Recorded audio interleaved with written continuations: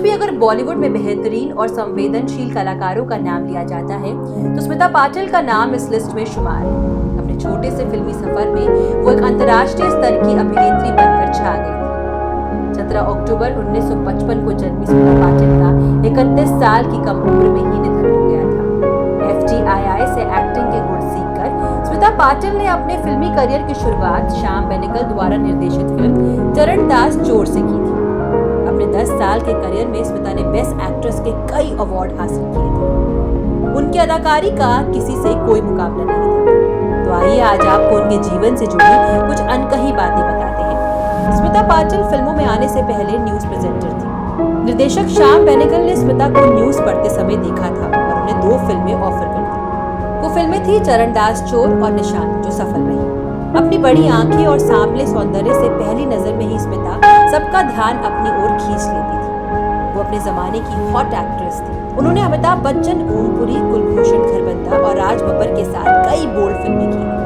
शबाना आजमी और दीप्ति नवल स्मिता पाटिल की बहुत अच्छी दोस्त रही। इन्होंने कई फिल्मों में साथ काम किया। स्मिता ने अपनी फिल्मी करियर में 70 फिल्मों में काम किया था, जिनमें मिर्च मसाला, अर्थ, नमक हलाल, मंथन, शक्ति, वारिस, अमृत, डांस, गिद्ध, अनोखा रिश्ता, दर्द का रिश्ता और सदगति जैसी बेहतरीन फिल्में शामिल थी। इन सभी फिल्मों में उनके अभिनय को खूब सराहना मिली थी। स्मिता को उनकी फिल्म चक्र और भूमिका के लिए बेस्ट एक्ट्रेस का नेशनल अवार्ड मिला था। इसके अलावा वो फिल्म फेयर और पद्मश्री अवार्ड भी हासिल कर चुकी थी। लेकिन स्मिता पाटिल हमेशा अपनी पर्सनल लाइफ की वजह से विवादों में रही। फिल्म आज की आवाज में राज बब्बर और स्मिता पाटिल के साथ काम किया। इस फिल्म के बाद दोनों की नजदीकियां बढ़ने लगी और दोनों एक दूसरे के प्यार में पागल हो गए थे। लेकिन स्मिता की मां इस रिश्ते से नाखुश थी क्योंकि राज बब्बर पहले से ही शादीशुदा थे। उनकी पहली शादी नादिरा बब्बर से हुई थी और उस शादी से उन्हें एक बेटा और एक बेटी हुई।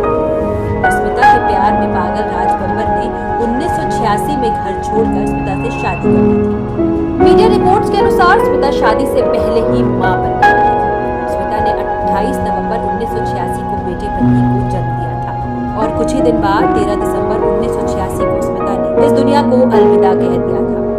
वायरल इन्फेक्शन की वजह से स्मिता को ब्रेन इन्फेक्शन हो गया था, जिसकी वजह से उनकी मौत हो गई। निधन के बाद स्मिता को दुल्हन की तरह सजाया गया था क्योंकि स्मिता की आखिरी इच्छा थी कि उन्हें मरने के बाद इसी तरह तैयार कर दुनिया से विदा किया जाए।